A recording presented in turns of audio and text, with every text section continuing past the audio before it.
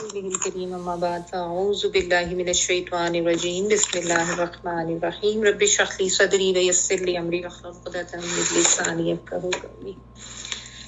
جی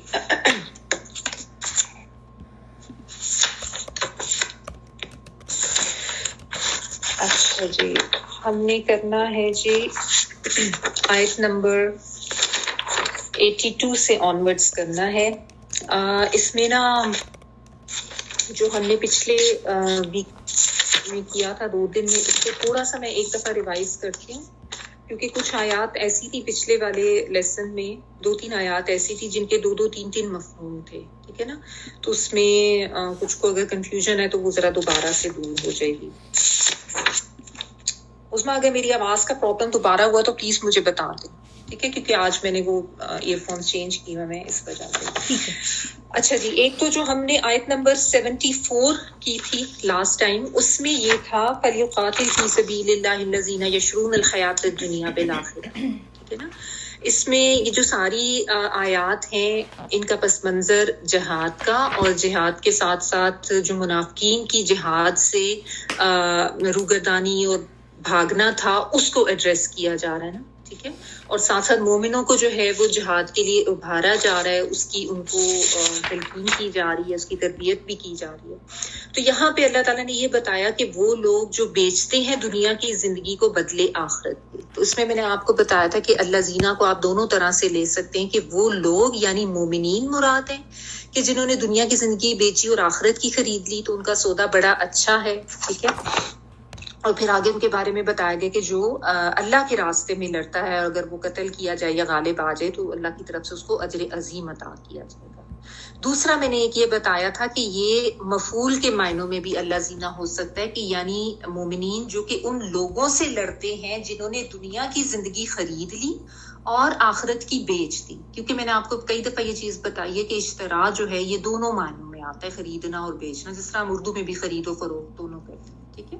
تو اس طرح سے یہ ہوگا. بہرحال اس میں بتایا یہی جا رہا ہے کہ اللہ کی راہ میں جب جہاد کیا جائے تو اللہ تعالیٰ کی طرف سے اس کی بہت قدردانی ہوتی ہے، خواہ کوئی غازی ہو، خواہ کوئی شہید ہو، اللہ کی طرف سے بے پناہ اجر جو ہے اس کی تلقین کی گئی ہے، یا تلقین کہہ لیں یا یہ کہہ لیں کہ اس کو ایک خوشخبری دی گئی ہے، ایک نوید سنائی گئی ہے، ٹھیک ہے، تاکہ جہاد کے لیے ابھارا جائے.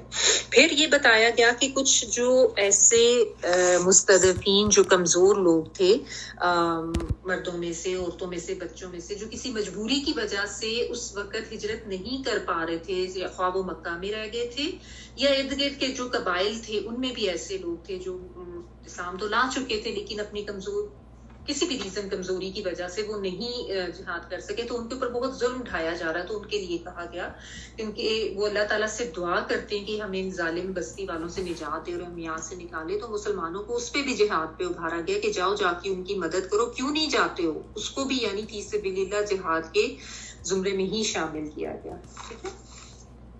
اچھا، پھر یہ بتایا گیا کہ وہ لوگ جو ایمان لاتے ہیں وہ اللہ کے راستے میں جنگ کرتے ہیں، اور وہ لوگ جو کفر کرتے ہیں وہ طاغوت کے راستے میں جنگ کرتے ہیں، یعنی شیطانی راستے میں، ٹھیک ہے. پھر یہ کہا گیا کہ جو شیطان کے دوست ہیں ان کے اگینسٹ تم جہاد کرو، ان کے خلاف لڑو، ان کے خلاف جنگ کرو، اور یہ یاد رکھو کہ شیطان کی جو چال ہے وہ بہت زیادہ کمزور ہونے والی ہے، مغلوب ہونے والی، یعنی ان سے ڈرنے کی ضرورت نہیں. اس میں بھی بن سکے مومنین جو ہے ان کی ہمت بندھائی گئی اور ان کو جہاد پر ابھارا گیا. پھر یہ جو اگلی آیت تھی جو نیا رکوع سٹارٹ ہوا تھا، آیت نمبر 77، اس میں بھی 2-3 مطلب بنتے ہیں، اس کو بھی میں ریپیٹ کر دیتی ہوں تاکہ اگر کسی کو ابھی بھی کنفیوژن ہے یہ رہ گیا. الم تر الی الذین قیل لهم کفوا ایدیکم، کہ جب ان کو کہا گیا کہ اپنے ہاتھوں کو روکو اور نماز قائم کرو اور زکوٰۃ ادا کرو. تو اس کا بھی ایک تو مطلب وہی ہے کہ ہجرت سے قبل جو ہے مکہ میں ہاتھ روکنے کا حکم تھا. ایک تو ظاہر ہے وہ حرمت والی جگہ ہے، دوسرا وہاں پہ ظاہر طاقت ابھی نہیں تھی، تو اس وقت تو بس یہی کہا گیا تھا کہ ابھی جو عبادات ہیں ان کی طرف دھیان دو. لیکن اور اس وقت یہ لوگ کہتے بھی تھے کہ ہمیں ہاتھ اٹھانے کی اجازت ملے، لیکن روکا گیا. لیکن اب جب دیا گیا ہے حکم تو کچھ لوگ ایسے ہیں جو کہ اس سے انکار کر رہے ہیں اور وہ ڈر رہے ہیں، جیسے ایسا ڈرنا جیسے کہ اللہ سے ڈرنا چاہیے. یہ بھی ذکر یہاں پہ منافقین کا ہی ہے. اور اس میں ایک دوسرا مطلب یہ بھی بنتا ہے کہ جس طرح پہلے یہ لوگ بہت زیادہ جنگ و جدل کرتے تھے اور قبائل آپس میں کئی کئی سال لڑتے رہتے تھے، تو اس وقت ان کو اس جنگ و جدل سے روکا گیا، ان کو عبادات کا کہا گیا، تو اس وقت ان کو وہ مشکل لگتا تھا. اور اب جب اللہ کی راہ میں جہاد کرنے کا کہا گیا ہے تو اب ان کو وہ بھی مشکل لگ رہا، حالانکہ اپنی مرضی سے اتنی لڑائیاں وہ کرتے. تو یہ اس سینس میں بھی ہے. ٹھیک ہے. اور ایک اس کا یہ بھی مطلب بیان کیا گیا ہے، جیسا مودودی صاحب کی اگر آپ تفسیر پڑھ لیں نا تو آپ کو تینوں طرح کے مفاہیم ادھر مل جائیں گے اگر کوئی مزید اس کو کہیں سے دیکھنا چاہ رہے ہیں. تو اس میں یہ کہ جب تک بات نماز قرآن کی تھی یا عبادات تک کی حد تک تو پھر بھی ٹھیک تھا، لیکن جب جہاد کا کہا گیا ہے تو اب یہ لوگ جو ہیں وہ بہت زیادہ ڈرنے لگے ہیں. تو اس طریقے سے کیونکہ کچھ آیات ایسی ہوتی ہیں جس میں سب طرح کے جو مفاہیم ہوتے ہیں نا ان کی گنجائش نکل آتی ہے، تو اس لیے جو مفسرین ہیں وہ سب کو بیان کر دیتے ہیں. لیکن جو زیادہ اس میں جو مطلب ہے وہ وہی ہے پہلے والا جو میں نے آپ کو بتایا کہ قبل از ہجرت جو حکم تھا اس کے بعد. ٹھیک ہے. اچھا، پھر اس میں پھر دوبارہ سے یہی بتایا گیا کہ دنیا کا فائدہ جو ہے وہ تھوڑا ہے، آخرت کا زیادہ ہے، اور تم پہ دھاگے برابر بھی ظلم نہیں کیا جائے گا. پھر موت کی حقیقت کو واضح کیا گیا، کیونکہ یہ ظاہر یہ چیزیں ہوتی ہیں جو انسان کو اللہ کی راہ میں جہاد سے روکتی ہیں یا اللہ کی راہ میں جا کے قربانی دینے سے روکتی ہیں. لوگوں کا ڈر ہوتا ہے، دنیا کے چلے جانے کا ڈر ہوتا ہے، اور پھر جب میدان جنگ میں جانا ہو تو جان چلے جانے کا ڈر ہوتا ہے. یہی چیزیں ہوتی ہیں نا جب انسان دین پہ چلنے کی کوشش کرتا ہے، تو یہی ڈر ہوتے ہیں، ہائے لوگ کیا کہیں گے، میری دنیا چھوٹ جائے گی، اور اگر جہاد پہ جانا ہو تو موت کا ڈر. تو یہ ساری چیزیں اللہ تعالیٰ نے یہاں پہ واضح کر دی کہ دنیا تو ویسے ہی تھوڑی ہے، آخرت ہی ابدی ہے. ٹھیک ہے. لوگوں سے بھی نہیں ڈرنا، اور یہ کہ موت تم کہیں پہ بھی ہو، پختہ ترین قلعوں میں بھی بند ہو جاؤ تو بھی تمہیں موت تو آئے گی ہی آئے گی. ٹھیک ہے. پھر یہ بھی بتایا گیا کہ ان کا جو یہ معاملہ تھا کہ کہتے تھے کہ جو بھی ہمارے کو مصیبت آتی ہے نعوذ باللہ وہ اس کی وجہ سے، یعنی نبی صلی اللہ علیہ وسلم کی وجہ سے، اور جو کوئی ہمیں فضل ملتا ہے وہ اللہ کی طرف سے. تو یہ بھی بتایا گیا کہ جو تمہارے اوپر کوئی حسنہ تمہیں ملتا ہے تو وہ اللہ کی طرف سے، اور جو مصیبت تمہیں پہنچی ہے تمہارے اپنے نفسوں کی وجہ سے ہے، یعنی تمہاری اپنی حرکات. تو اس سے یہ پتہ چلا کہ انسان جب نافرمانیاں کرتا ہے جان بوجھ کے اور برے کام کرتا ہے اور پھر اس پہ نادم بھی نہیں ہوتا، تو پھر اللہ تعالیٰ کی طرف سے پکڑ آتی ہے. ٹھیک ہے. اور پھر نبی صلی اللہ علیہ وسلم کی نبوت کی صداقت دیتے ہوئے اللہ تعالیٰ نے کہا کہ انہیں تمام جہانوں کے لیے، للناس، تمام لوگوں کے لیے رسول بنا کے بھیجا، اور اللہ تعالیٰ خود اس کے اوپر گواہ ہے. پھر نبی صلی اللہ علیہ وسلم کی اطاعت کو بھی واضح کر دیا گیا. دوبارہ سے آپ دیکھیں بار نبی صلی اللہ علیہ وسلم کی اطاعت اور اللہ کی اطاعت کو ساتھ ساتھ بیان کیا جا رہا ہے. میں یوتی الرسول فقد اطاع اللہ، کہ جس نے رسول کی اطاعت کی اس نے اللہ کی اطاعت کی. یہ بہت امپورٹنٹ چیز ہے اس کو سمجھنے کی. اور جس نے منہ موڑا تو ان کو نگران بنا کے نہیں بھیجا گیا، ان کا کام تو صرف پہنچانا. اور پھر یہ والی جو آیت تھی نیکسٹ والی، اس میں بھی دو طرح کے مطلب تھے، اس کو بھی دوبارہ سے سنیں کہ وہ کہتے ہیں کہ ہم اطاعت کریں گے، لیکن جب آپ کے پاس سے نکلتے ہیں تو ان میں سے ایک گروہ جو ہے وہ جو اپوزٹ بات کرتا ہے. اس میں بھی دو مطلب تھے. غیر الذی تقول جو ہے، تقول میں نے آپ کو بتایا تھا کہ تم والا بھی ہو سکتا ہے، جس سے مراد نبی صلی اللہ علیہ وسلم ہو، کہ یعنی آپ جو کہتے ہیں آپ کے پاس بیٹھے ہوئے تو ہاں جی ہم اطاعت کریں گے، یسر والا معاملہ، لیکن جب آپ سے نکل کے جاتے ہیں تو کہتے ہیں کہ بالکل اس کے اپوزٹ بات کر رہے ہوتے ہیں جو آپ نے کہا. اور تقول مونس کی تا بھی ہو سکتی ہے، کیونکہ طائفہ جو ہے گروہ وہ مونس کنسیڈر ہوتا ہے، تو اس میں یہ مطلب ہوگا کہ وہ گروہ پہلے جو بات کر رہا ہوتا ہے کہ اطاعت، یعنی ہم نے اطاعت کی، بالکل ہم آپ کے ساتھ ہیں، بہت اخلاص دکھا رہے تھے، اس بات کے اگینسٹ بالکل بات کرتے ہیں جب آپ کے پاس سے نکل جاتی، یعنی ان کی جو دو رخی پالیسی تھی اس کو یہاں پہ اللہ تعالیٰ نے کھول دیا. ٹھیک ہے. تو اللہ تعالیٰ نے بتا دیا جو کچھ یہ راتوں میں مشورے کرتے ہیں اللہ تعالیٰ ان کو لکھ رہا ہے، لیکن ساتھ یہ بھی کہا گیا کہ آپ ان سے اعراض کریں، اللہ پر توکل کریں. اللہ تعالیٰ وکفا باللہ وکیلا، اللہ تعالیٰ کافی ہے کارساز. یہ بھی بہت اہم بات تھی جس پہ یہ اینڈ ہوا تھا کہ عام زندگی میں بھی ہم اس کو لے لیں کہ اگر ہمیں کسی کے بارے میں یہ لگ رہا ہو کہ کوئی ہمارے خلاف پلاننگ کر رہا ہے اور ہمیں لیٹ ڈاؤن کرنے کی کوشش کر رہا ہے، یا ہمارے بارے میں جو ہے وہ دوسروں کو کچھ ایسا غلط بتا رہا ہے تو ٹھیک ہے، اپنی پوزیشن آپ کلیئر کریں، اپنے لیے جو سٹینڈ آپ لے سکتے ہیں، لیکن ڈرے نہیں، کیونکہ اللہ کافی ہے. فَمَن يَتَوَكَّلْ عَلَى اللَّهِ فَهُوَ حَسْبُهُ. ہر معاملے میں اس چیز کو یاد رکھیں. یہ تو صرف ایک ایگزامپل کے طور پہ میں بتا رہی ہوں. کوئی بھی ایسا معاملہ آپ بس اللہ پہ توکل کریں، اللہ پہ بھروسہ کریں، اللہ پہ معاملات جو ہے وہ چھوڑ. ٹھیک ہے. اچھا آگے دیکھیں، آیت پڑھ رہی ہوں، آیت نمبر 82. افلا يتدبرون القرآن ولو كان من عند غير الله لوجدوا فيه اختلافا كثيرا. کیا یہ لوگ قرآن میں تدبر نہیں کرتے؟ اگر یہ اللہ تعالیٰ کے سوا کسی اور کی طرف سے ہوتا تو یقیناً اس میں بہت کچھ اختلاف پاتے. بہت اہم آیت ہے. افلا، کیا بھلا نہیں، یتدبرون، وہ تدبر کرتے. یہ جو ہے آتا ان والا وہ کے معنوں میں، اور دال با را دبر اس کا روٹ ورڈ ہے جس کا مطلب ہوتا ہے پشت یا پچھلا حصہ. ٹھیک ہے. تو دبر چونکہ پشت یا پچھلے حصے کے لیے آتا ہے نا، تو تدبر کا مطلب ہوتا ہے کسی چیز کے پیچھے تک جانا، یعنی جس سے ہم کہتے ہیں نا کہ ڈیپتھ میں جا کر نتائج تک پہنچنا، کہ اس کا اینڈ ریزلٹ کیا ہوگا، اینڈ تک جانا. ٹھیک ہے. کسی چیز کے اینڈ تک جانا، اس کے پیچھے جانا تاکہ پتہ چلے کہ اس میں کیا ہے، اس کی ڈیپتھ کو فائنڈ آؤٹ کرنا. غور و فکر میں آپ کہہ لیں کہ کسی چیز کی ڈیپتھ تک جانا. تدبیر بھی اسی سے ہے، یعنی آپ سوچ سمجھ کے پھر کوئی منصوبہ بناتے ہیں. ٹھیک ہے. تو تدبر اسی لیے غور و فکر کرنا. واو نون جو ہے اس میں پلورل کے لیے آ رہا ہے. القرآن، قاف را حمزہ اس کا روٹ ورڈ ہے. اس کو بھی ابھی تھوڑا سا اس کا مطلب دیکھ لیتے ہیں. وَلَوْ، اور اگر کانا ہوتا، من عند غیر اللہ، یعنی غیر اللہ کی طرف، یعنی اللہ کے سوائے کسی اور کی طرف سے ہوتا. اللہ کے سوا جو چیز بھی ہے وہ غیر اللہ ہی ہے. تو من سے اندی پاس، غیر اللہ، اللہ کے سوا، یعنی اللہ کے سوا اگر یہ کسی اور کی طرف سے ہوتا، لَوَجَدُوا، البتہ وہ پاتے، فیہ، اس میں، اختلافاً، اختلاف کا روٹ ورڈ جو ہے وہ خا، لام اور فا ہے. ٹھیک ہے. اور خلف بھی جو ہے وہ پیچھے کے لیے ہوتا ہے. کسی کے پیچھے پڑ جایا جاتا ہے جب اختلاف ہوتا ہے، یا کسی کے مخالف آپ ہو جاتے ہیں، کسی کے پیچھے پڑ جاتے ہیں. ٹھیک ہے. کثیرن، کثرت سے ہے.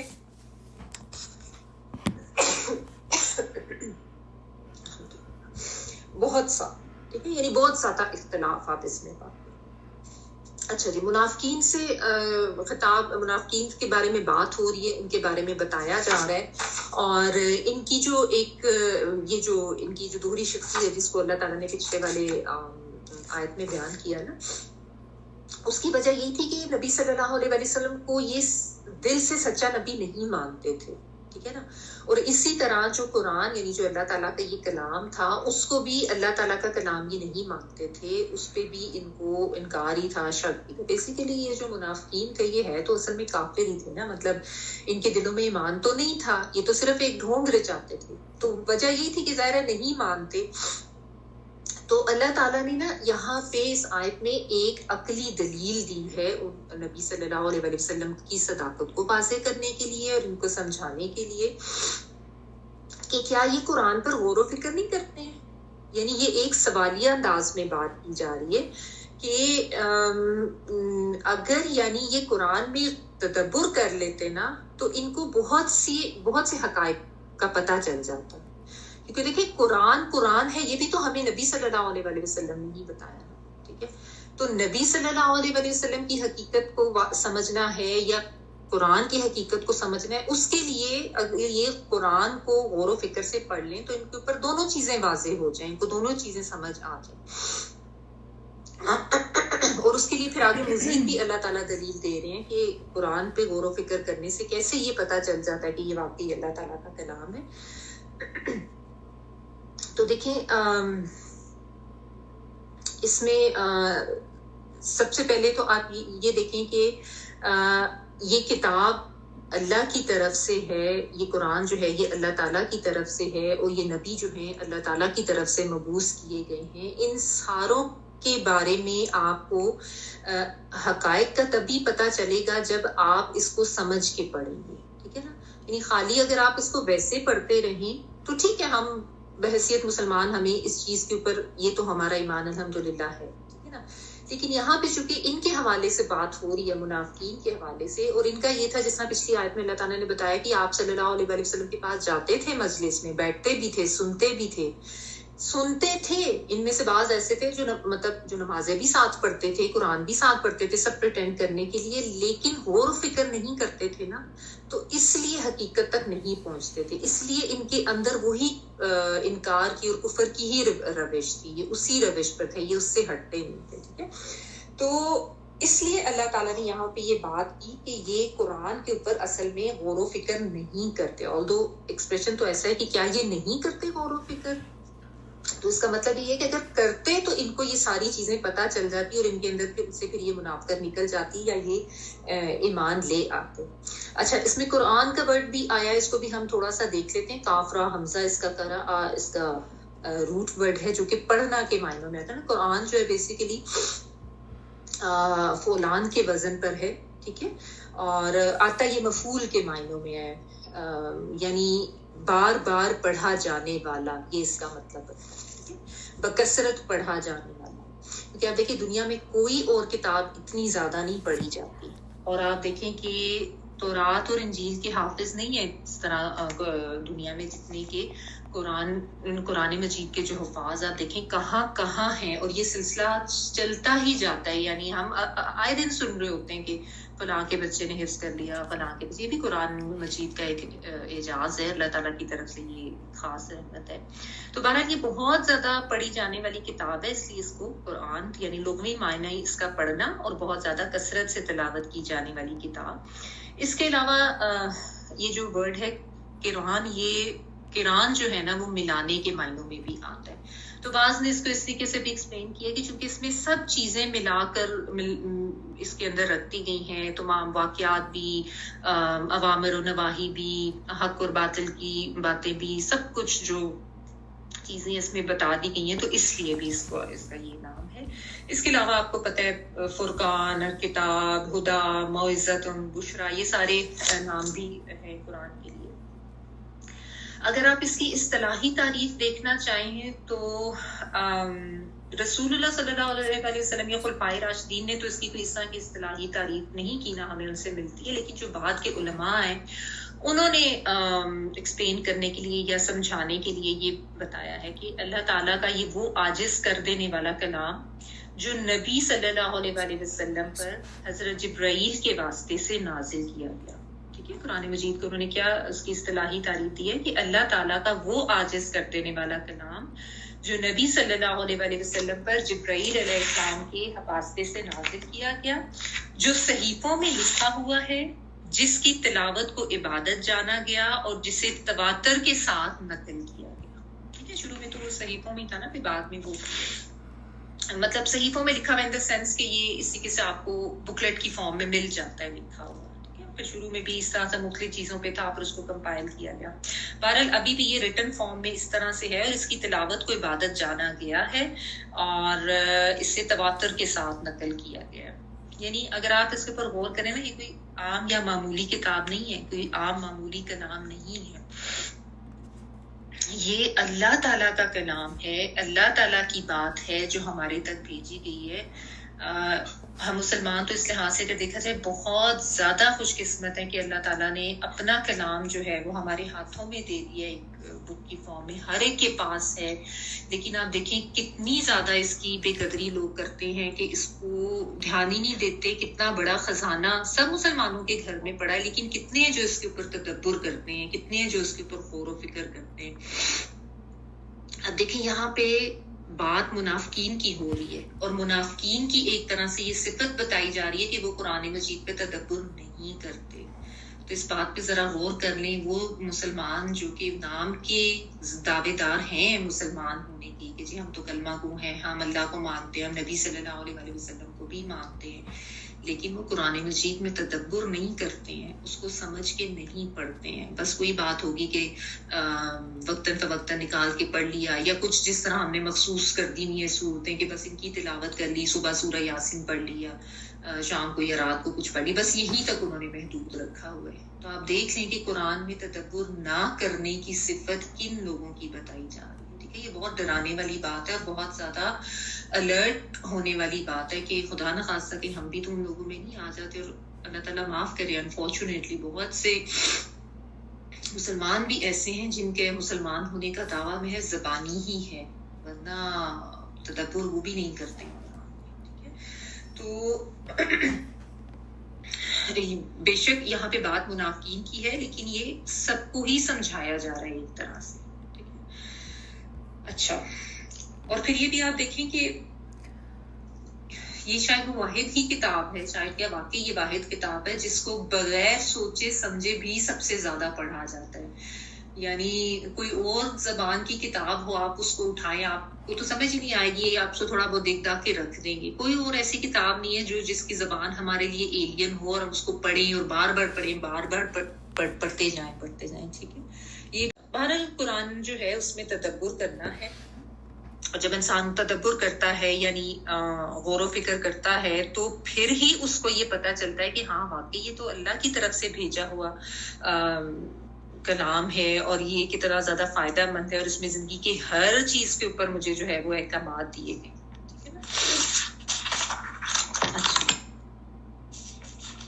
اور اس میں پھر یہ بھی آپ دیکھیں نا کہ جو قرآن میں تدبر کرنا کیوں ضروری ہے, کہ آپ اصل جو اس کے ثمرات یا اصل جو فوائد ہیں, یا آپ کہہ لیں کہ اصل ہیرے موتی جو ہے نا, وہ آپ کو اس میں غوطہ لگائے بغیر مل ہی نہیں سکتے. دیکھیں جیسا سمندر میں بہت سے لوگ تیر رہے ہوتے ہیں نا, لیکن جو اوپر تک ہوتے ہیں ان کو موتی نہیں ملتے ہیں. موتی ان کو ملتے ہیں جو نیچے تک تہ میں جاتے ہیں, وہاں سے پھر ڈھونڈ کے لاتے ہیں. تو یہی بات ہے کہ یہ اگرچہ یہ قرآن کا اعجاز ہے کہ بغیر سوچے سمجھے بھی اس کی تلاوت بہت کی جاتی ہے, بہت پڑھا جاتا ہے. یہ مطلب آپ کہہ لیں کہ قرآن کی ایک امتیازی حیثیت ہے اس لحاظ سے, اور یہ بھی ثواب کا باعث ہے. یعنی قرآن مجید کے جو حقوق ہیں ان میں ایک یہ بھی شامل ہے. تو ایک حق تو قرآن مجید کا ادا ہو جاتا ہے, اگرچہ اس کو بغیر سمجھ کے بھی کوئی پڑھ رہا ہے, اس کا ثواب بھی اس کو مل رہا ہے, لیکن جو باقی حقوق ہیں قرآن مجید کے وہ نہیں ادا ہوتے ہیں. آپ دیکھیں قرآن مجید کے حقوق میں کیا کیا 5 حقوق ہیں جن کو آپ ذہن میں رکھیں. ایک تو سب سے پہلے قرآن مجید پر ایمان رکھنا, پھر اس کو پڑھنا. ٹھیک ہے, تو یہ والا حق تو آ گیا, ایمان بھی رکھتے ہیں اور اس کو پڑھتے بھی ہیں. لیکن پھر تیسرا حق بھی آ جاتا ہے سمجھنا, کہ اس کو آپ سمجھ کے پڑھیں. اور پھر چوتھا حق آ جاتا ہے اس پر عمل کرنا.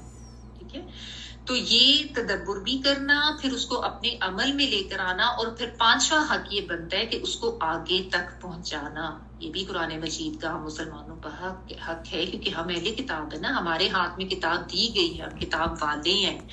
تو تمام حقوق قرآن مجید کے ادا نہیں ہوتے اگر اس کو بغیر تدبر کے پڑھا جائے.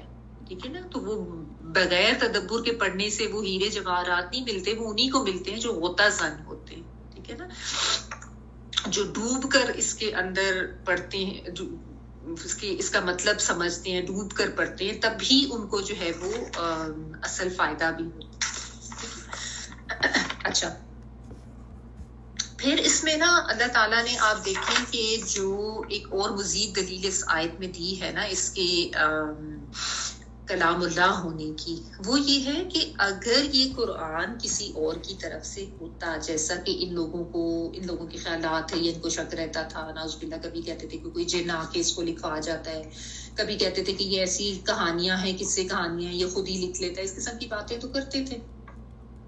تو اللہ تعالیٰ نے اس کے بارے میں یہ دلیل دے دی کہ اگر یہ قرآن مجید اللہ کا کلام نہ ہوتا, کسی اور کا کلام ہوتا, تو پھر تو اس میں یہ بے تحاشا اختلاف پاتے. اس کا کیا مطلب ہے کہ اختلاف کیسے پاتے, کیونکہ آپ دیکھیں کہ قرآن مجید جو ہے وہ کوئی ایک دم سے لکھا لکھایا کو تختیوں کی صورت میں جیسے تورات آئی تھی اس طرح سے تو نہیں آیا تھا. یہ تو تقریباً 23 سال تک جو ہے وہ مسلسل نازل ہوتا رہا, اور پھر یعنی ایک بڑا لمبا عرصہ تھا. نبی صلی اللہ علیہ وسلم کے اوپر وحی آتی تھی, پھر اس کو صحابہ کرام جو انہوں نے ویسے یاد کیا ہوا تھا, حفظ کیا ہوا تھا, پھر کچھ ادھر ادھر لکھا ہوا تھا, کچھ جس طرح درخت کی چھالوں پر یا لکڑیوں پر, پھر بعد میں اس کو کمپائل کیا گیا. So it took it almost like آپ کہہ رہے 23 ایئرس کا ٹائم کو چھوٹا ٹائم نہیں ہوتا. اب آپ اس کو کسی انسان کے اوپر رکھ کے دیکھیں, جیسے یہ کہتے تھے کہ یہ تو کسی انسان نے لکھی ہے یا اس نے خود لکھی ہے. اب دیکھیں 23 سال میں اگر کوئی انسان ایک کتاب لکھے تو اس میں کتنی زیادہ آپ کو مختلف باتیں لگیں گی اور کتنا زیادہ اس کا ایکسپریشن جو ہے وہ آپ کو اختلاف والا لگے گا. اب جو رائٹرز ہیں وہ اس کو زیادہ سمجھ سکتے ہیں. یا ویسے بھی آپ دیکھ لیں کہ انسان اپنی زندگی میں کتنے مراحل سے گزرتا ہے. جب ایک چھوٹا بچہ ہوتا ہے، پھر اس کے بعد جوانی آتی ہے، پھر اس کے بعد جو ہے وہ بڑھاپا آتا ہے. تو بالکل بچپن ہو جائے اس میں انسان کی جو عقل ہوتی ہے وہ اتنی پختہ تو نہیں ہوتی.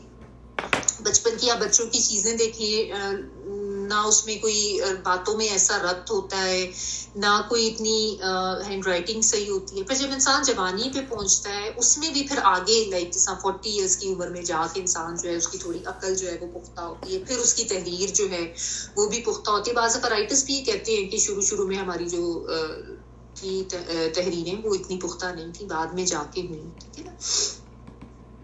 اور اس کے بعد پھر جب وہ مزید یعنی آگے انسان جاتا ہے تو پھر جب بڑھاپے کی طرف جاتا ہے تو پھر آہستہ آہستہ مزید اس کی عقل جو ہے وہ دوبارہ سے اس طریقے کی نہیں رہتی شارپ. تو یعنی انسان جو ہے وہ اپنی زندگی میں مختلف قسم ایک سیکنڈ پلیز.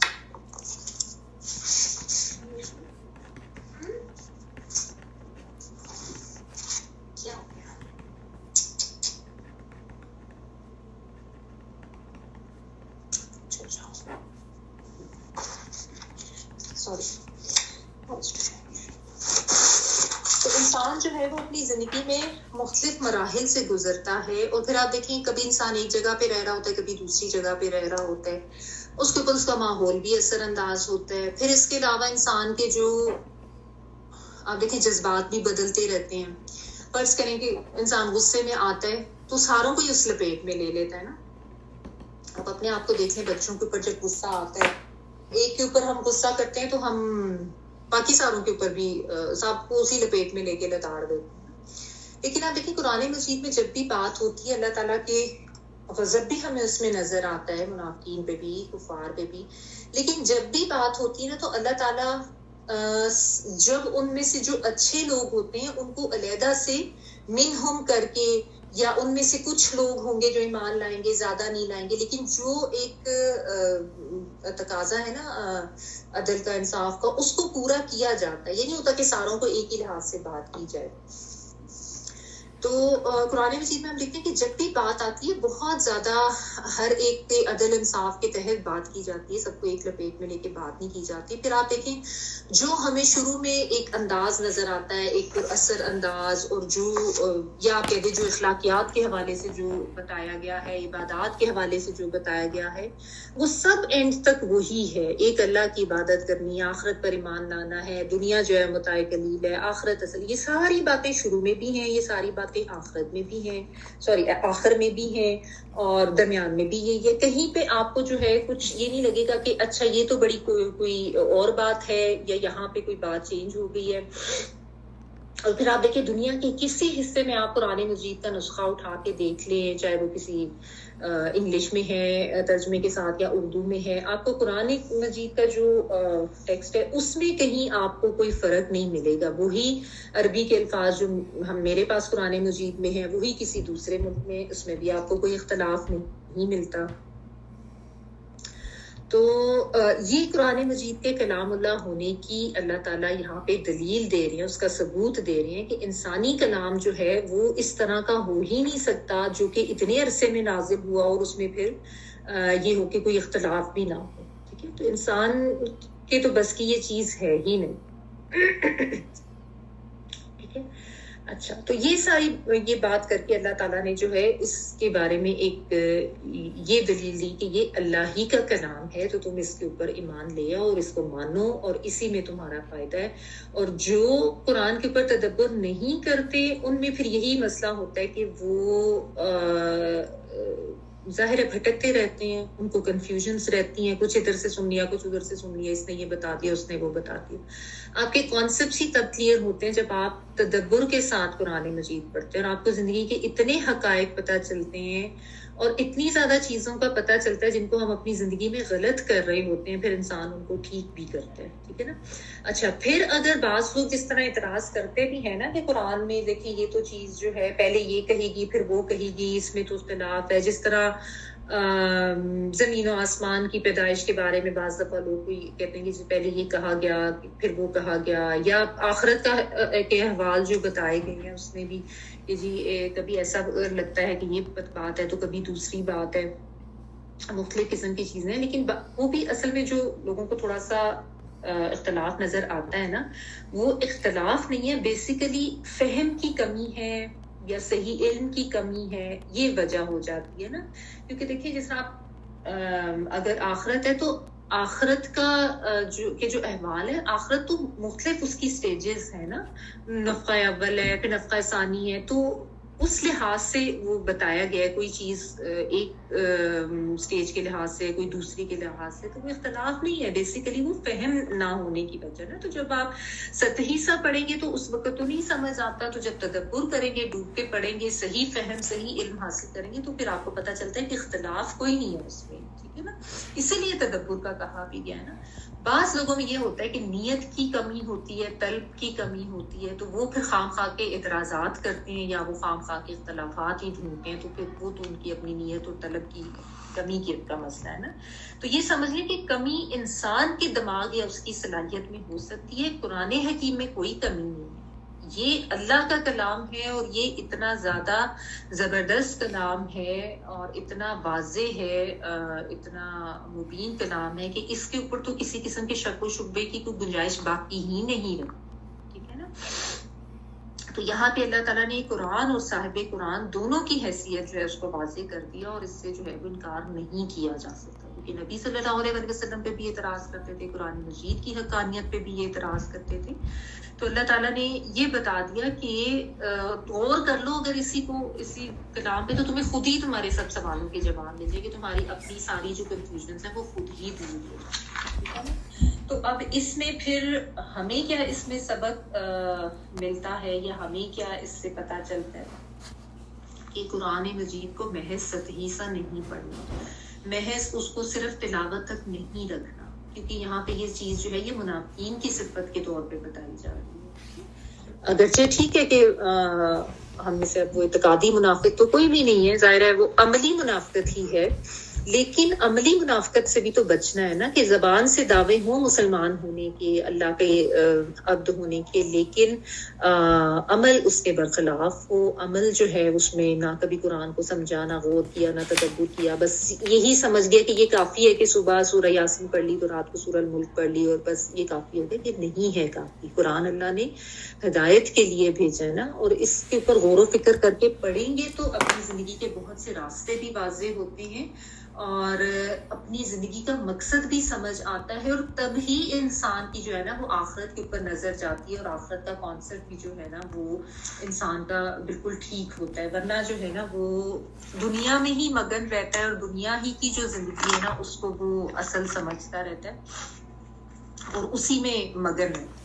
یہ تو سب کو، آپ کو بھی جو ہے وہ پریکٹیکل ایکسپیرینس کر کے پتہ چل ہی گیا نا کہ جب اب تدبر کر کے غور کر کے پڑھتے ہیں. اسی لیے آپ دیکھیں کوشش ہی ہوتی ہے ہم لوگ کی اس کلاس میں کہ ایک ایک لفظ کے اوپر غور کریں، ایک ایک آیت کے اوپر غور کریں. بعض دفعہ 2-3 سے زیادہ آیات ہو نہیں سکتی، بعض دفعہ تو ایک ایک ہی آیت کے اوپر اتنا ٹائم لگ جاتا ہے نا، لیکن اس میں کوئی ایسی پریشانی کی بات نہیں کہ کوئی یہ سمجھے گی تو بڑی سلو سپیڈ سے پڑھ رہے ہیں. کیونکہ دیکھیں مقصد جو ہے وہ تدبر کرنا ہے نا، غور و فکر کرنا ہے. صرف تلاوت یا صرف سطحی سا پڑھنا اس کے حقوق کی ادائیگی نہیں ہوتی. تو یہ سمجھ لینا تو پھر سمجھ آ جائے گی کہ یہ حق ہے قرآن مجید کا ہمارے اوپر، اور جو اس کا حق ہے وہ ہمارا فرض بنتا ہے. تو اگر نہیں کر رہے ہیں تو اپنے فرض سے کوتاہی کر رہے ہیں، ٹھیک ہے نا. تو فرض سے کوتاہی تو پھر ظاہر ہے انسان کے لیے وبال ہی بنے گی نا. تو اور جو اس کو اس طریقے سے سمجھ کے پڑھتے ہیں اس کی برکتیں اپنی زندگی میں دیکھتے بھی ہیں. اس کو سمجھ کے پڑھ لینے سے کتنی رحمتیں اللہ کی آتی ہیں، کتنا زیادہ سکون زندگی میں آتا ہے، ذہنی سکون بھی آتا ہے، ایک روحانی کنیکشن بھی جو ہے وہ آپ کو اللہ تعالیٰ کی ذات سے محسوس ہونے لگ جاتا ہے انسان کو، ٹھیک ہے نا. تو جو جتنے تدبر کے ساتھ پڑھے گا، جتنا غور و فکر پڑھے گا، ویسا ویسا پھل وہ پائے گا، اور جتنا جتنا زیادہ اس کے ساتھ جڑے گا ویسا اس کے اوپر رحم فضل اور اللہ کی طرف سے خاص عنایتیں ہوں گی. وہ آگے دیکھیں.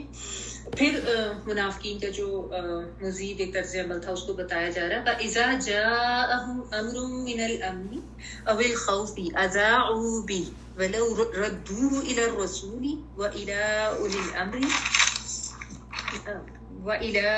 الْأَمْرِ مِنْهُمْ لَعَلِمَهُ الَّذِينَ يَسْتَنبِطُونَهُ مِنْهُمْ وَلَوْلَا فَضْلُ اللَّهِ عَلَيْكُمْ وَرَحْمَتُهُ لَاتَّبَعْتُمُ الشَّيْطَانَ إِلَّا قَلِيلًا.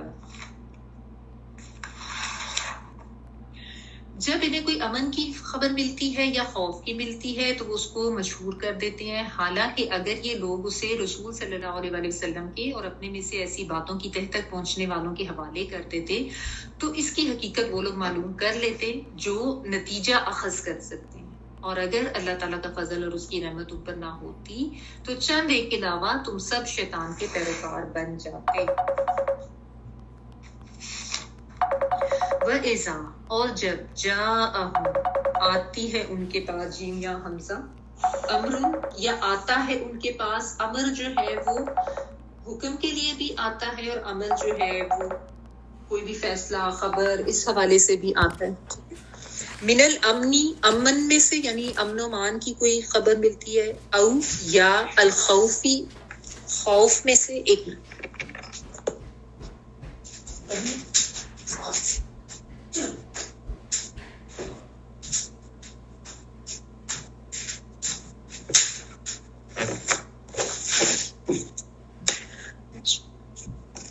اول خوفی یا خوف سے. اذاعو زال یا عین اس کا روٹ ورڈ ہے، وہ پھیلا دیتے ہیں اس کو.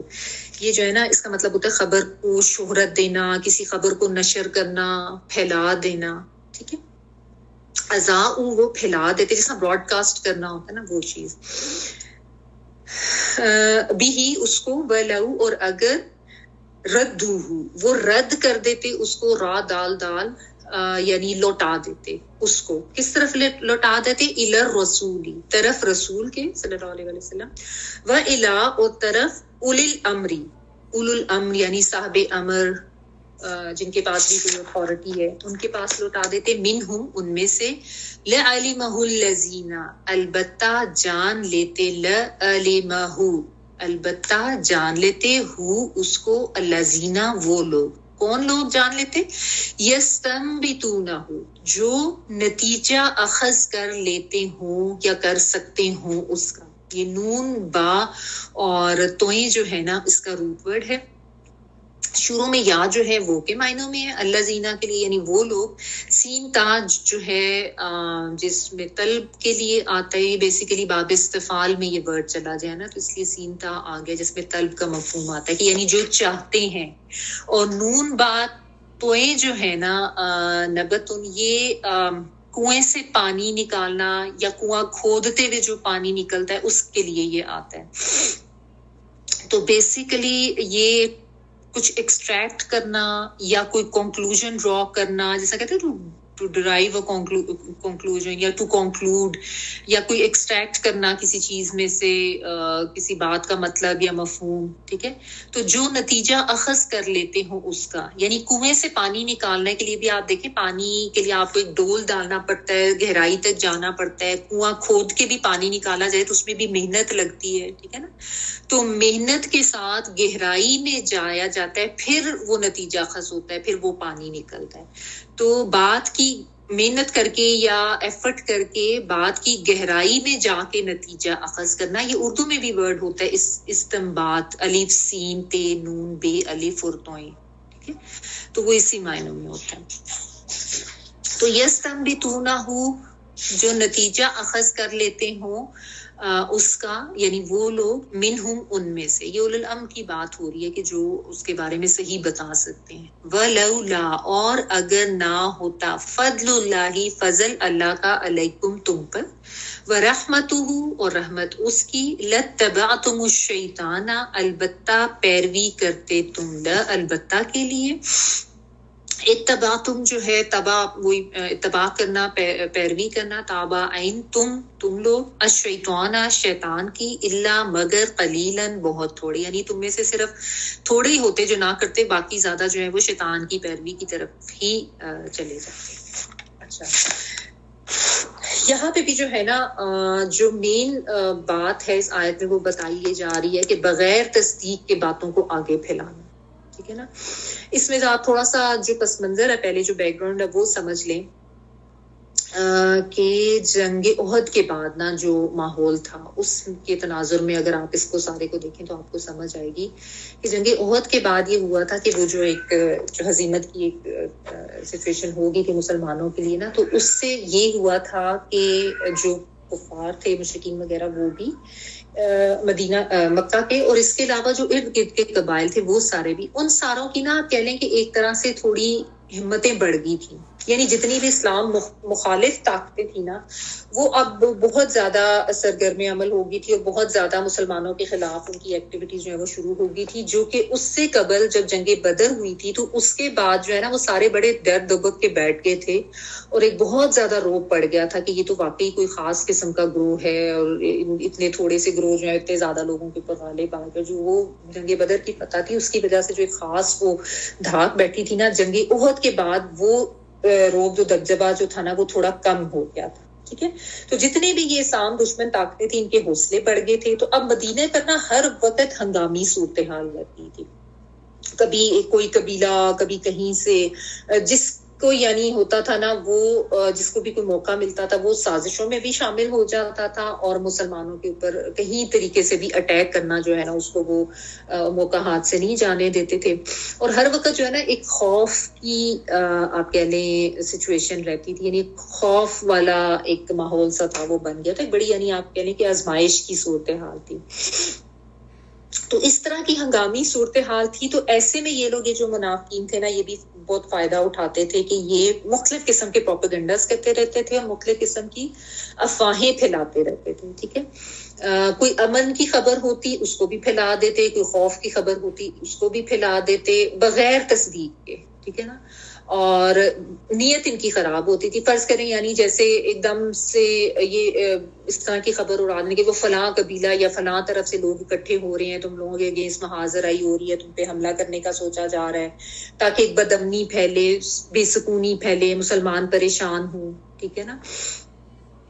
اور بعض دفعہ ایسے ہوتا کہ ایکچوئل میں ہو رہا ہوتا تھا ایسے کہ کوئی مسلمانوں کے اوپر اس طرح کی سازش کر رہا ہوتا تھا، لیکن اس وجہ سے لیکن یہ الٹا نا امن کی خبر پھیلا دیتے تھے کہ کچھ بھی نہیں ہے، سب ٹھیک ٹھاک ہے، تاکہ مسلمان جو ہے نا وہ بے خبر ہو کے بیٹھے رہیں اور وہ اپنا دفاع نہ کر سکیں، یعنی بالکل ہر چیز کو غلط بیان کر کے موقع سے جو ہے نا فائدہ اٹھاتے تھے۔ آپ یہ سمجھ لیں کہ افواہ سازی کے لیے نا ایک بڑا سازگار ماحول منافقین کو مل گیا تھا، جس کی وجہ سے وہ مسلمانوں میں خوف پھیلانے میں، بدامنی پھیلانے میں جو ہے نا وہ بہت زیادہ کامیاب ہو رہے تھے، ٹھیک ہے، کیونکہ ان کا ظاہر کام ہی یہی تھا، یہ تو چاہتے یہ تھے کہ مسلمانوں کی جڑیں کاٹیں، ان کو نقصان دیں، ان میں پریشانی ڈالیں، ان کی جو کامیابی ہوتی تھی وہ بھی ان کو نہیں برداشت ہوتی تھی۔ تو یہ جب اس طرح کا ماحول تھا نا تو اس ماحول سے وہ اس طریقے کا فائدہ اٹھاتے تھے تاکہ حوصلے پست ہوں، یا کوئی امن کی خبر پھیلا دی کہ مسلمان ریلیکس ہو کے بیٹھ جائیں، جبکہ اصل میں اس کے برعکس ہوتا تھا،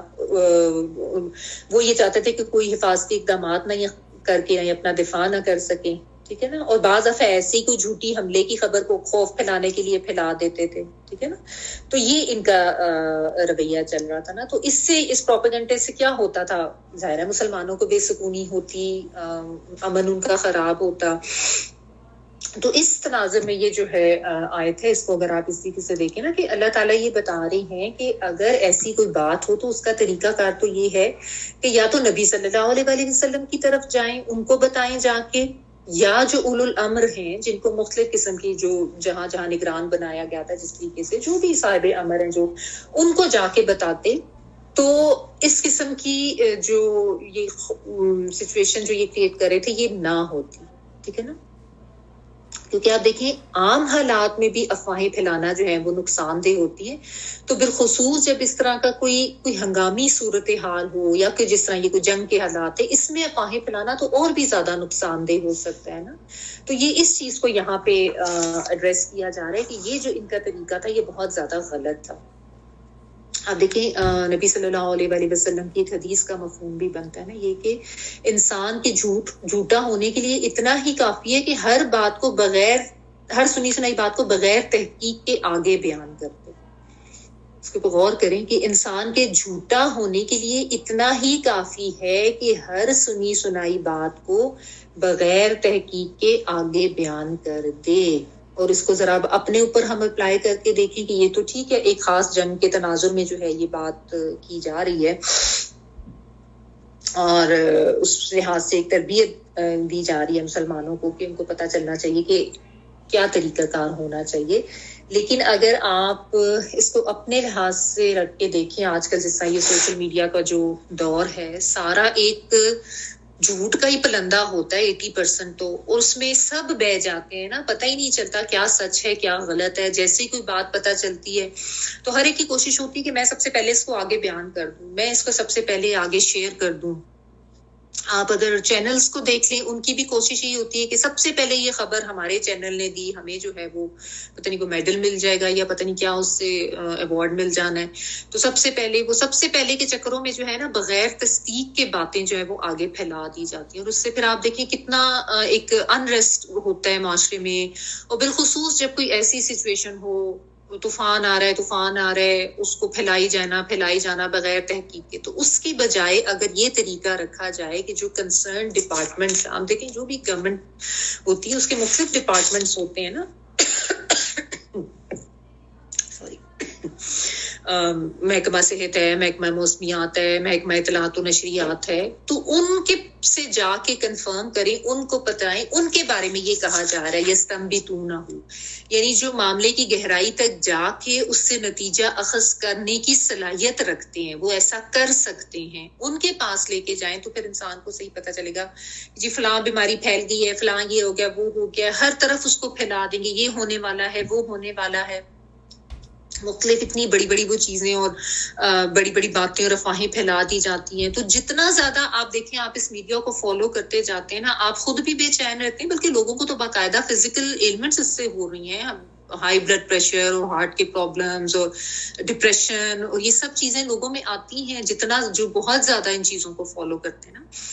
تو اس سے یہ بھی ایک اصول ہمارے لیے نکلتا ہے کہ ہر سنی سنائی بات کو بغیر تحقیق کے نہ تو آگے پہنچانا ہے اور نہ فوراً اس کو مان لینا ہے اور نہ اس دوڑ میں پڑنا ہے کہ میں سب سے پہلے اس کو شیئر کروں. اسی لیے جب آپ لوگ گروپ میں بھی چیزیں شیئر کرنی ہوتی ہیں نا تو میں سب کو یہ کہتی ہوں کہ پلیز اس کو پہلے تحقیق اس کی کر لیا کریں کہ بات صحیح بھی ہے یا نہیں ہے. ٹھیک ہے بعض دفعہ کوئی لوگ جو ہوتے ہیں وہ نیک نیتی کے ساتھ یا کسی کی ہیلپ کرنے کے لیے یا کسی کو فائدہ پہنچانے کے لیے کرتے ہیں، later on they get to know کہ بھی یہ تو بات ٹھیک ہی نہیں تھی، غلط تھی. یا بعض دفعہ جس طرح کسی اسکالر کے بارے میں کہ انہوں نے یہ کہہ دیا غلط قسم کی، آج کل تو آپ کو پتہ آڈیوز بھی اتنی پھیلا دی جاتی ہیں، تو مت شیئر کیا کریں اس قسم کی چیزیں جو ہے بغیر تصدیق کے نا. یہ غلط طرز عمل ہے. یہ نہیں کہ اب آپ دیکھیں نا بات ساری کوئی آ جاتی ہے کہ آپ اس کو اگر ریلیٹ کر کے دیکھیں تو منافقین کی بات ہو رہی ہے کہ وہ یہ کام کرتے تھے بغیر تصدیق کے، اس نیت کے ساتھ انریسٹ پھیلانا، اس نیت کے ساتھ بدامنی پھیلانا، بے سکونی پھیلانا کہ مسلمان جو ہے وہ پریشان ہوں اور ان کا جو ہے ایک وہ سکون جو ہے وہ برباد ہو. ٹھیک ہے تو اگرچہ ہم لوگوں میں سے اگر کوئی کرتا ہے تو نیت تو ویسی نہیں ہوتی، ظاہر ہے اللہ تعالیٰ نیت کو بھی دیکھتے ہیں، لیکن اپنا ایک اصول یہی رکھیں کہ جب تک آپ کو کوئی چیز کنفرم نہیں ہوئی ہے نا تب تک اس کو مت شیئر کریں، نہ اپنے گروپ میں نہ ارد گرد لوگوں کے ساتھ. بعض دفعہ لوگ عجیب عجیب سی احادیث جو کہ ایکچوئل نہیں ہوتی، فیبریکیٹڈ احادیث ہوتی ہیں، ان کو بھی شیئر کر دیتے ہیں. تو احادیث کو بھی پہلے اپنے طور پہ کنفرم کیا کریں اس کی اوتھینٹسٹی اور پھر اس کو شیئر کیا کریں. ٹھیک ہے so be very careful about it. اچھا پھر یہاں پہ دیکھیں اللہ تعالیٰ اس میں ایک اور بات بھی بہت اہم ہے، وَلَوْلَا فَضْلُ اللَّهِ عَلَيْكُمْ وَرَحْمَتُهُ لَاتَّبَعْتُمُ الشَّيْطَانَ إِلَّا قَلِيلًا، کہ اگر تمہارے اوپر اللہ کا فضل نہ ہوتا نا تو تم میں سے تو بہت زیادہ تھے جو کہ شیطان کے بہکاوے میں آ جاتے، اس کے پیچھے چل پڑتے، اس کی اطاعت کرتے، بہت تھوڑے ہی ہوتے جو اس سے بچ پاتے. ٹھیک ہے، یعنی جب تک اللہ کا فضل انسان کے ساتھ نہ ہو تو انسان صحیح ٹریک پر نہیں رہ سکتا. یعنی ہم میں سے کوئی بھی یہ سوچ کے نہ بیٹھ جائے کہ بس میں نے تو بہت کچھ کر لیا ہے، مجھے تو بہت وقت کچھ سمجھ آ گیا ہے اور اب تو مجھے کچھ مزید کرنے کی ضرورت نہیں. ہر وقت ہم میں سے ہر ایک کو اللہ تعالیٰ کی مدد کی اور اللہ تعالیٰ کی رہنمائی کی ضرورت ہوتی ہے اور رہتی ہے. کوئی یہ دعویٰ نہیں کر کے بیٹھ جائے کہ جی میں تو بڑا عالم ہو گئی ہے، مجھے بڑی سمجھ آ گئی ہے، یا میں نے تو قرآن جو ہے اتنا ترجمے کے ساتھ تفسیر کے ساتھ سمجھ لیا تو میں تو بڑا جو سب سے ہوں آگے نکل گئی. نہیں. اب اس میں دیکھیں منافقین یہ خبریں پھیلاتے تھے اور ظاہر مسلمان بھی اس کی زد میں آ جاتے تھے، وہ یہ سوچنا شروع کرتے تھے کہ پتہ نہیں کیا ہونے والا ہے، کیا ہونے والا ہے. لیکن اسی کے لیے تربیت کی گئی کہ نبی تک پہنچاؤ، کنسرن لوگوں تک اس کو پہنچاؤ جو کہ ایکسپرٹس ہوں، اور وہ پھر اس کے معاملے کی گہرائی تک جائیں، اس کی تہ تک جائیں، اور وہ تمہیں صحیح بتا دیں گے کہ کیا ایکچوئل ہو رہا ہے یا کیا نہیں ہو رہا. ان چیزوں کے اوپر دھیان نہیں دینا چاہیے. اور پھر آپ دیکھیں اس میں جو یہ بات بتائی گئی ہے نا کہ تم میں سے بہت سارے جو تھے وہ شیطان کی پیروی کرنے لگ جاتے. یعنی یہ بغیر سوچے سمجھے یا بغیر تصدیق کے افواہیں پھیلانا جو ہے نا، یہ شیطانی عمل ہے. یہ دیکھ لیں اس کے بارے میں، ٹھیک ہے نا. تو اس چیز کو سمجھ لیں. اور باقی آپ دیکھیں یہ ساری شیطانی کارروائیاں ہی ہیں نا سوشل میڈیا پہ. آپ دیکھیں کیا ہو رہا ہوتا ہے، آپ اس کو اگر غور کریں. آج کل تو خیر پتہ نہیں ہر کوئی پتہ نہیں کوئی اپنی پرسنل ویڈیوز ہیں تو وہ بھی بتا رہے ہیں، اور یہ بات پتہ چل گئی فٹافٹ اس کو بس نشر کر دو.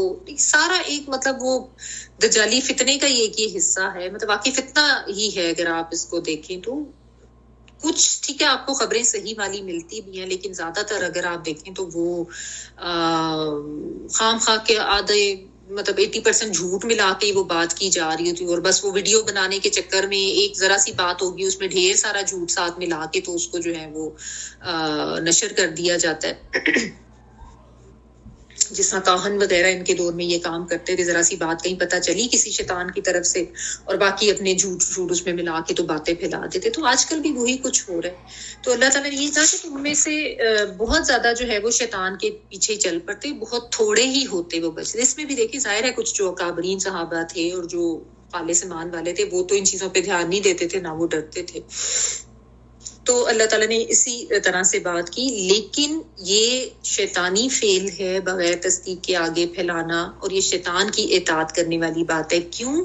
کیونکہ بغیر تحقیق کے باتیں پھیلانے سے، افواہیں پھیلانے سے معاشرے میں فساد اور بے سکونی پھیلتی ہے، جو کہ شیطانی چال. شیطان کا تو کام ہی یہی ہے نا، اس کا وہ تو چاہتا ہی ہے کہ فساد پھیلے، بے امنی پھیلے، لوگ پریشان ہوں، ایک دوسرے کے کو مارنے کے لیے دوڑیں، یا ایک دوسرے سے مقابلے بازی پہ آئے، میں نے یہ بتایا تو میں نے پہلے وہ کیا، اور یہی کچھ ہو رہا ہے. تو یہ سب شیطانی لگتا نہیں ہے جب آپ کبھی اس کو تھوڑا سا اگر فالو کریں سوشل میڈیا کو تو پتہ چل رہا ہوتا ہے کہ اتنا زیادہ مائنڈ باگلنگ ہے سب کچھ. بعض دفعہ تو سمجھ ہی نہیں آتی، ایک چیز میں ایک بات بتائی جا رہی ہے، دوسری ویڈیو میں بالکل اس کے اپوزٹ بتائی جا رہی ہے. تو بہت زیادہ نا اب چونکہ وقت ایسا آ گیا، دور ایسا آ گیا اتنا زیادہ وہ دجالی فتنوں کا، کہ اس میں نا ہمیں تو اور زیادہ الرٹ ہو کے رہنے کی ضرورت ہے. آج سے کچھ سال پہلے تک جب تک یہ بیماریاں نہیں تھیں اور یہ سارا سوشل میڈیا کا اس طرح کا انفلوئنس نہیں تھا، تب تک تو پھر بھی معاملات انڈر کنٹرول تھے. لیکن اب تو جو ہے نا بہت زیادہ یہ شیطانی فتنہ پھیلی جا رہا ہے، اور شیطان کی اطاعت جو ہے وہ پھر انسان کو کفر تک ہی لے جاتی ہے. ٹھیک ہے نا.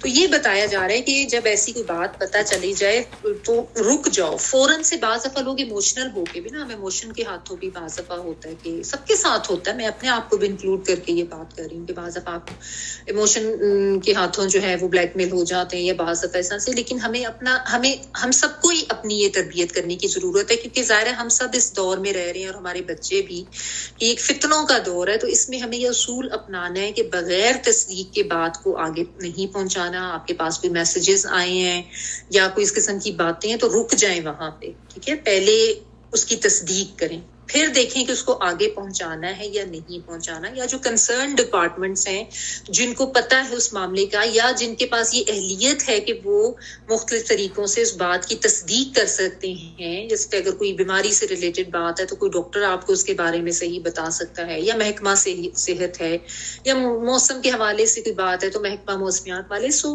ویٹ فار دیم, اور ان سے جا کے یا تو آپ تصدیق کر لیں کہ کوئی بیماری پھیل رہی ہے یا نہیں, کتنی ڈینجرس ہے, طوفان آ رہا ہے یا نہیں ہے, بجائے اس کے بغیر تصدیق کے پھیلائے جائیں. تو یہ اپنی زندگی کا اصول ہے. اچھا, پھر اس میں نا کچھ اسکالر جو ہیں اس نے امر کا جو ورڈ ہے نا اس کو یعنی حکم یا کوئی ایسا کوئی بات یا فیصلہ, تو اس کو دینی حکم کے لحاظ سے لے کے بھی اس کو ایکسپلین کیا, اور وہ یہ کہتے ہیں کہ اگر کوئی دین کا حکم آپ کو پتہ چلے, سمجھ نہیں آیا, تو اس کا طریقہ یہ ہے کہ آپ اس کو کسی صاحب علم کے پاس لے کے جائیں, کوئی جو دین کا علم رکھتا ہے نا اس سے جا کے پوچھ لیں, ٹھیک ہے, اس سے جا کے تصدیق کریں, بجائے اس کے کہ دیکھیں دو رویے ہوتے ہیں نا, کوئی چیز پتہ چلی کہ دین میں ایسا ہے یا ویسا ہے, ایک طریقہ ہے تو لوگ فوراً اس کا انکار کر دیتے, او نہیں یہ نہیں ہو سکتا, میں نہیں مانتا, یہ رہنے دو جی, یہ تو ایسے ویسے, ٹھیک ہے, یہ رویہ بھی غلط ہے. دوسرا یہ ہوتا ہے کہ فوراً اس کو لیا, اچھا یہ ہے چلو جی اس کو کرنا شروع کر دی, اس میں تو بڑا ثواب ملے گا, یا اس میں تو بڑی عبادت کا کام ہے, وہ طریقہ بھی غلط ہے, اس میں آپ بہت سی بدعات میں بھی پڑ جاتے ہیں. تو اصول یہ ہونا چاہیے کہ جب آپ کو کوئی ایسا نیا حکم پتہ چلا ہے جس کے بارے میں آپ کو پہلے نہیں پتا تھا, یا کوئی ایسی بات, تو فوری اس کا انکار بھی نہ کریں اگر آپ کو وہ نہیں سمجھ آیا, اور فوری اس کو اپنا بھی نہ لیں.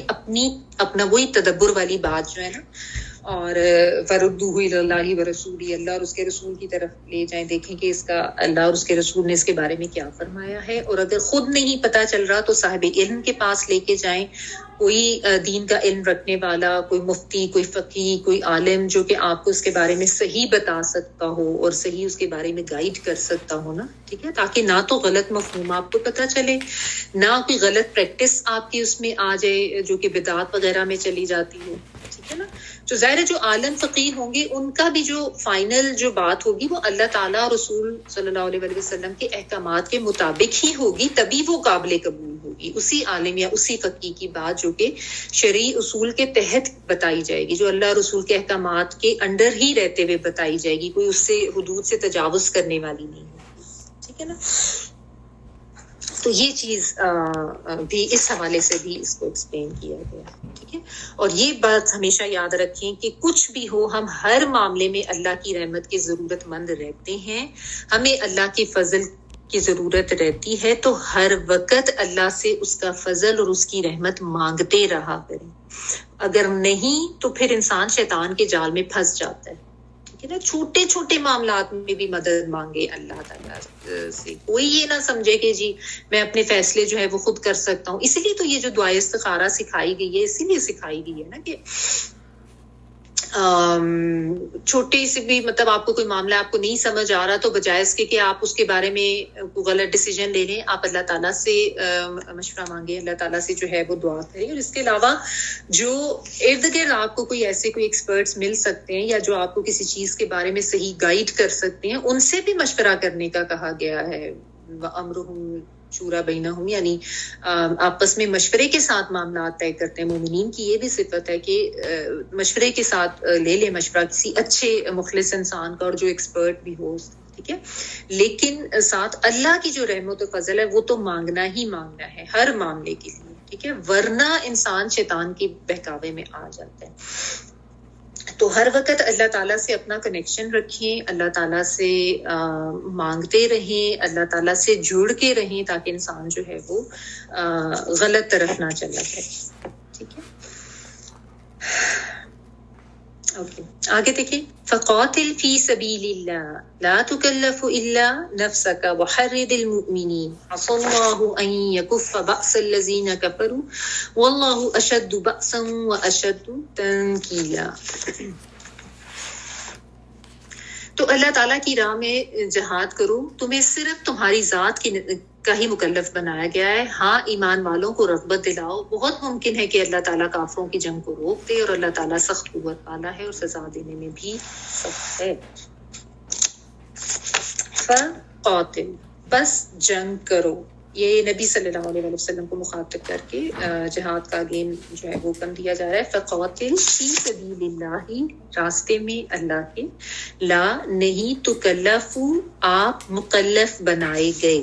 ٹھیک ہے، یعنی آپ صلی اللہ علیہ وسلم پر اس سے زیادہ ذمہ داری نہیں ڈالی گئی، الا نفسہ کا، مگر اپنی ذات کی. یعنی آپ صرف اپنی ہی ذات کے مکلف بنائے گئے. یہ قاف لام اور فا جو ہے نا اس کا روٹ ورڈ ہوتا ہے جو کہ ذمہ دار ہونے کے معنوں میں. تکلیف کا ورڈ بھی اسی سے ہے، تکلف کا ورڈ بھی اسی سے ہے.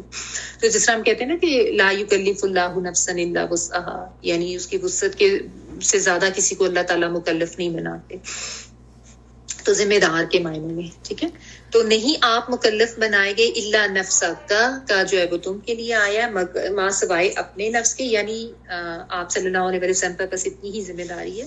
وحرد المؤمنین، اور ابھاریے مومنین کو. حردا جو ہے نا اس کا مطلب ہوتا ہے ترغیب دینا. ٹھیک ہے، تو ترغیب دے مومنوں کو یا ابھارے مومنوں کو. بیسیکلی ہا را اور دود اس کا روٹ ورڈ ہے. اگر تو حردا آئے نا یعنی ثلاثی مجرد ایسی تینوں کے اوپر زبریں ہوں تو وہ سخت بیمار ہونے کے معنوں میں آتا ہے. لیکن جب یہ حردا ہو جاتا ہے تشدید کے ساتھ باب تفعیل میں چلا جاتا ہے تو پھر یہ تکلیف سے یا بیماری سے بچنے کے معنوں میں آ جاتا ہے. میں نے آپ کو بتایا نا باب میں جا کے الفاظ کے معنی جو ہے بعض دفعہ بالکل اپوزٹ بھی ہو جاتا ہے. تو یعنی ہلاکت سے بچنے کی یا تکلیف سے بچنے کی ترغیب دلائیں، یہ اس معنوں میں. تو اس لیے آپ اس کا مطلب ترغیب دلائیں یا ابھاریں، اکسائیں، پرسویٹ کریں. ٹھیک ہے، ایمان کو جوش میں لانا اس سینس میں. تو ترغیب دے مومنوں کو یا ابھارے مومنوں کو. عصا کا ورڈ جو ہے اس کا مطلب تو یہی ہوتا ہے امید ہے، اگرچہ اس کے لغوی معنوں میں تھوڑا سا آپ کہہ لیں کہ غیر یقینی کا ایلیمنٹ ہوتا ہے. لیکن عصا اللہ جب آ جائے نا یعنی اللہ تعالیٰ کے حوالے سے جب یہ بات آتی ہے نا عصا والی، تو پھر وہ یقینی بات ہوتی ہے. ٹھیک ہے، تو آپ امید ہے لکھ لیں یا یقیناً لکھ لیں، کیونکہ اللہ تعالیٰ کے حوالے سے بات ہو رہی ہے، انسان کے حوالے سے نہیں. تو یقین ہے کہ اللہ تعالیٰ یہ کہ یکفا وہ روک دے. یا تعین والا وہ کے معنوں میں، اور کاف فا فا جو ہے کف ہتھیلی کو کہتے ہیں، اور ہتھیلی ایسے کر کے روکا جاتا ہے. جب آپ نے کچھ روکنا ہوتا ہے تو ایسے کرتے ہیں. یکفا وہ روک دے، بأسا بأس جو ہے یہ جنگ کے لیے بھی آتا ہے، تکلیف کے لیے بھی آتا ہے، زور، طاقت، مختلف معنوں میں. ٹھیک ہے نا، تو وہ روک دے طاقت یا زور الذین ان لوگوں کا کفروا جنہوں نے کفر کیا، واللہ اور اللہ تعالیٰ اشد زیادہ شدید ہے، بأسن زور میں، و اشد اور زیادہ شدید ہے، تنکیلا عبرتناک سزا میں. نون کاف لام، نون کاف لام جو ہے بیسیکلی یہ قید یا بیڑیاں اس کے لیے یہ آتا ہے. تو یہ چونکہ سزا کے طور پہ وہ ہوتی ہیں تو سزا تنکیلا جو آپ کہہ لیں کہ سخت سزا یا عبرتناک. اچھا، تو یہاں پہ نبی صلی اللہ علیہ وسلم کو یہ کہا جا رہا ہے کہ آپ اللہ کی راہ میں جہاد کریں. تو سب سے پہلی بات یہ کہ جہاد کرنا ہے لیکن اونلی فی سبیل اللہ ہی کرنا ہے. یعنی ایک مومن جو ہے وہ صرف اللہ تعالیٰ کی راہ میں ہی لڑتا ہے، اس کے لیے اور کسی قسم کی کوئی تھاٹ ہونی نہیں چاہیے، نہ کوئی اور نیت ہونی چاہیے جس طرح دیگر قومیں دنیا کے لیے لڑتی ہیں نا. لیکن مومن کا جو رویہ یا اس کا جو طریقہ کار ہے وہ یہ نہیں، اس نے صرف اللہ کے دین کی سربلندی کے لیے لڑنا ہے، اللہ کے احکامات کے لیے لڑنا ہے. جو راستے اللہ تعالیٰ نے بتائے کہ یہ فی سبیل اللہ، جس طرح بھی پچھلا تھا کہ وہ جو مستضعفین ہیں ان کے لیے تم جاؤ، وہ بھی ایک جہاد کا ہی رخ ہے تو وہ بھی کرو. تو یہ چیزیں ہیں، اسی کے لیے ایک مومن جو ہے وہ جہاد کرے گا. اور یہی کہا جا رہا ہے کہ آپ اللہ کی راہ میں جہاد کریں، لیکن ساتھ یہ یاد رکھیں کہ آپ صرف اپنی ہی ذات کے مکلف بنائیں. کیونکہ نبی صلی اللہ علیہ وسلم جو ہے نا وہ بہت زیادہ پریشان بھی ہوتے تھے. آپ صلی اللہ علیہ وسلم کو بہت زیادہ غم بھی ہوتا تھا کہ یہ بات کیوں نہیں مانتے، یہ کیوں میں ان کو بلاتا ہوں، میں ان کو بچانا چاہتا ہوں، اور یہ خود اپنے آپ کو جہنم کی طرف گھسیٹ رہے ہیں. اور نبی صلی اللہ علیہ وسلم تو جہاد کے لیے بھی ابھارتے تھے، اور یہ منافقین جو ہیں یہ لوگوں کی ہمت کم کرتے تھے اور کہتے تھے مت جاؤ. نبی صلی اللہ علیہ وسلم جہاد کی طرف لے کر آتے تھے اور یہ بالکل اس کے اپوزٹ لے کے جاتے تھے. تو یہ بھی ظاہر ایک ایسا عمل تھا جو کہ پریشان کن تھا، لیکن نبی صلی اللہ علیہ وسلم کو اللہ تعالیٰ جگہ جگہ پہ قرآن مجید میں یہ تسلیاں دیتے ہیں کہ آپ ان کی چیزوں پہ، ان کی حرکتوں پہ پریشان نہ ہو، کیونکہ آپ کا کام صرف یہ ہے کہ آپ نے ان تک بات پہنچانی ہے، اس سے زیادہ کے ذمہ دار آپ ہیں نہیں. یعنی آپ کے کہنے سے کسی کو ہدایت نہیں ملے گی، ہدایت تو اللہ کی طرف سے ہے جس کو اللہ نے دینی ہے. تو آپ بس اتنے کے ہی مکلف بنائے گئے ہیں. اگر سب کچھ سمجھانے کے باوجود بھی یہ اس طرف نہیں آتے تو اس میں آپ کے اوپر کوئی ذمہ داری نہیں آتی. یہ نبی صلی اللہ علیہ وسلم کو سمجھایا جا رہا ہے، ٹھیک ہے نا. آپ نے کیا کرنا ہے، ان کو بس ان کا منصب بتایا جا رہا ہے کہ آپ ترغیب دیں مومنین کو جہاد کی. یعنی آپ ان کو اس طرف اکسائیں، اس کے لیے ان کو موٹیویٹ کریں، ان کے اندر یہ ایمانی جذبہ، یہ قوت ان کی جو ہے ایمانی، اس کو آپ بڑھائیں اور اس کی طرف انہیں لے کر آئیں، اس کی انہیں ترغیب دیں. جس طرح کہ اللہ تعالیٰ خود بھی ساتھ ساتھ جو جہاد کی خوشخبریاں جہاد کے لیے اور جو جہاد میں شامل ہوتے ہیں وہ ساتھ ساتھ بتا رہے. تو نبی صلی اللہ علیہ وسلم کو بتایا جا رہا ہے کہ بس آپ وحرد المؤمنین، آپ مومنوں کو ابھاریں. اور یہ بھی ظاہر ایک ایسا کام ہے جو کہ بہت زیادہ ریوارڈنگ ہے، کسی کو بھی نیکی کے اوپر ابھارنا. اگر آپ اس کو تھوڑا سا الیبوریٹ کر کے، یہ جنرل اس کا مفہوم ہے کہ نیکی کے لیے ابھارنا چاہیے اور نیکی کے لیے جو ہے نیکی کی طرف بلانا چاہیے، یہ بھی ایک اچھا عمل ہوتا ہے. بلکہ نبی صلی اللہ علیہ وسلم تو اگر کوئی آ کے کوئی کچھ مانگتا تھا یا کچھ کہتا تھا تو نبی صلی اللہ علیہ وسلم نے صحابہ کرام کو کہتے تھے کہ تم اس کے حق میں بولو، اس کی سفارش کرو. یہ بھی اگلی آیت میں بھی آپ زیادہ ڈیٹیل میں پڑھیں گے. تو نیکی کے لیے ابھارنا چاہیے، نیکی کی ترغیب دینی چاہیے اور ان کو شامل کرنا چاہیے اس میں. تو بہرحال یہ چیز یہاں پہ ان کو کہی جا رہی ہے. اور ساتھ یہ کہا جا رہا ہے کہ اللہ تعالیٰ جو ہے وہ سب سے زیادہ طاقتور ہستی ہے. اللہ تعالیٰ چاہے تو اس کے لیے کچھ مشکل نہیں ہے کہ وہ ان کافروں کا زور توڑ دے، ان کے ہاتھوں کو روک دے، کیونکہ اللہ تعالیٰ زیادہ شدید ہے طاقت میں بھی، زور میں بھی، اور زیادہ عبرتناک سزا دینے میں.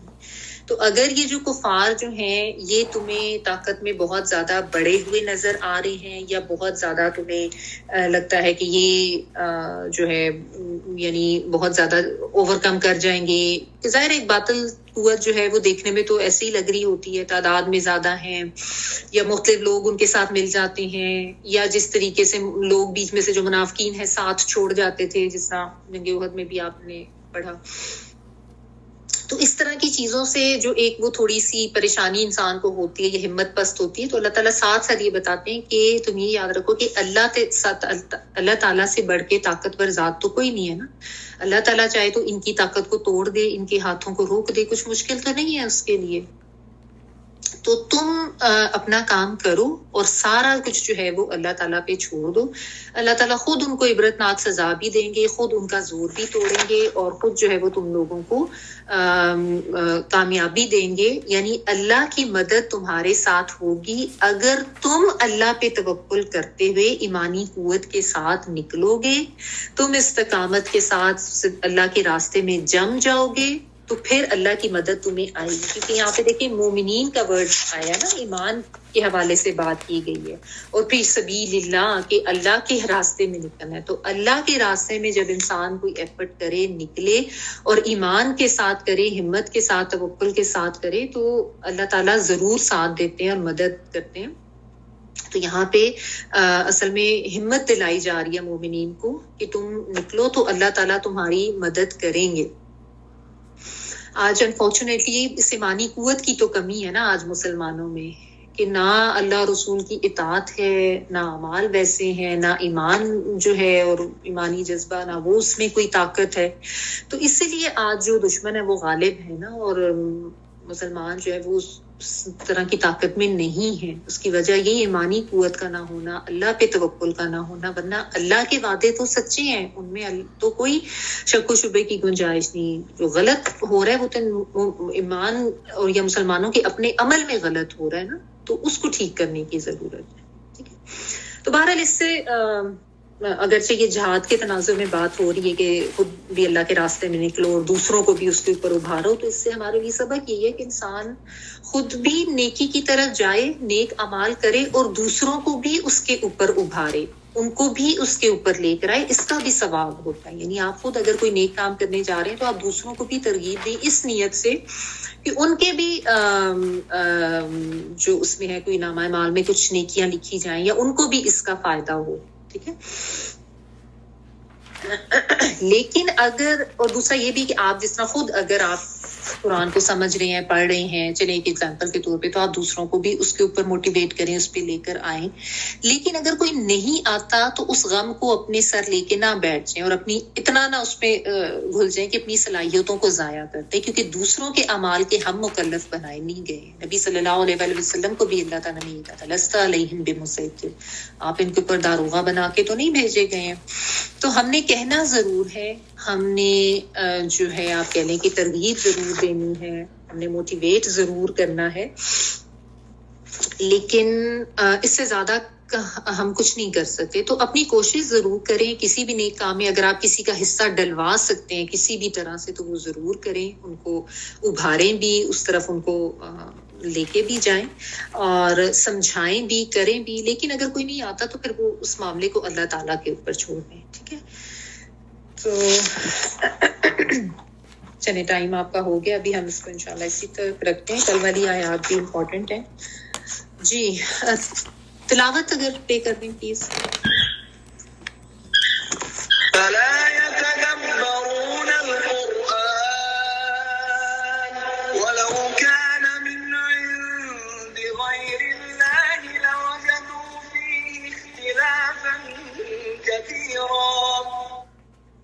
وَإِذَا جَاءَهُمْ أَمْرٌ مِّنَ الْأَمْنِ أَوِ الْخَوْفِ أَذَاعُوا بِهِ وَلَوْ رَدُّوهُ إِلَى الرَّسُولِ وَإِلَى أُولِي الْأَمْرِ مِنْهُمْ لَعَلِمَهُ الَّذِينَ يَسْتَنبِطُونَهُ مِنْهُمْ وَلَوْلَا فَضْلُ اللَّهِ عَلَيْكُمْ وَرَحْمَتُهُ لَاتَّبَعْتُمُ الشَّيْطَانَ إِلَّا قَلِيلًا فَقَاتِلْ فِي سَبِيلِ اللَّهِ لَا تُكَلَّفُ إِلَّا نَفْسَكَ وَحَرِّضِ الْمُؤْمِنِينَ عَسَى اللَّهُ أَن يَكُفَّ بَأْسَ الَّذِينَ كَفَرُوا وَاللَّهُ أَشَدُّ بَأْسًا وَأَشَدُّ تَنكِيلًا.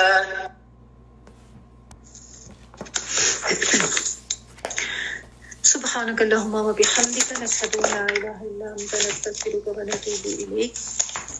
بارك الله لي ولكم في القرآن العظيم ونفعني وإياكم بالآيات والذكر الحكيم. سبحان ربك رب العزة عما يصفون وسلام على المرسلين الحمد لله رب العالمين.